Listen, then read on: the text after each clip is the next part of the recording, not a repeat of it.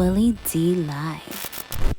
Yeah, well said. I think that we've gone we so far gone, man, with this identity politics thing that it ain't gonna turn anytime soon because both sides are scared to actually, to actually be really diplomatic, and No, because no, no. They're not scared. They're they not feel like they're scared. gonna lose something. They're not scared. You got to think they're going to appeal to the interests of the party. So And why are they doing that? because they're part of that party, But and why?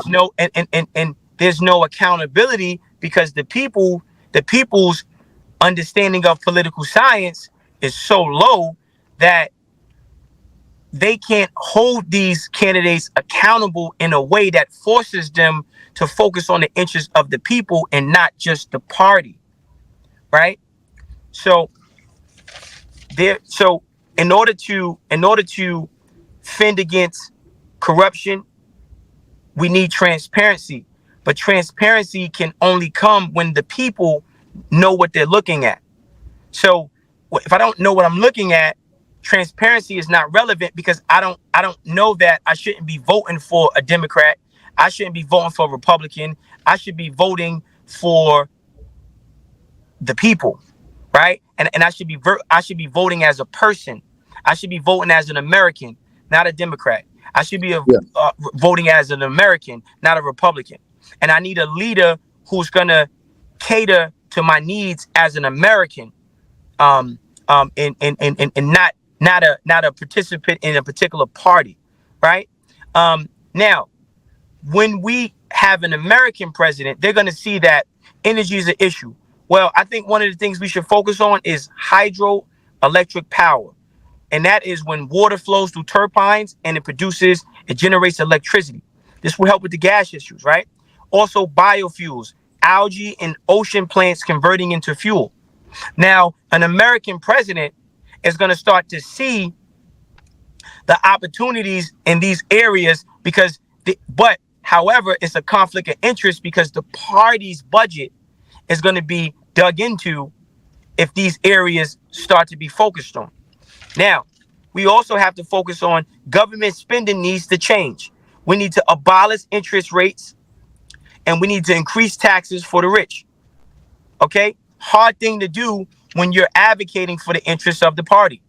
When you're advocating for the interests of the people, then this type of rhetoric makes sense, right? Abolishing interest rates and increasing taxes for the rich.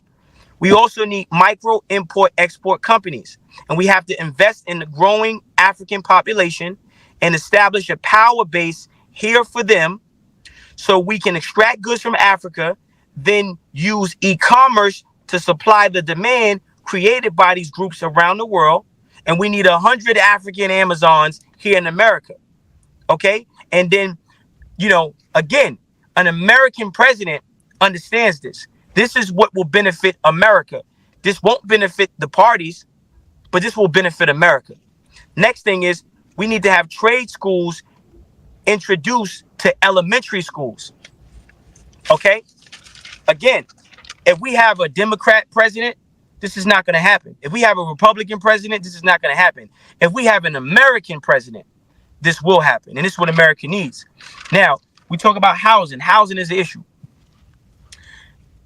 I recommend we have 142 warehouse living centers.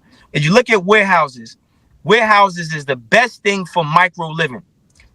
Now, 142 warehouse living centers, 7,000 tenants per warehouse, 32 apartments. If you look at storage, right? Think of like storage, a large storage space. A large storage space is 3 times the size of a jail cell. And we have people that spend their lives in prison and they're just fine, Willie.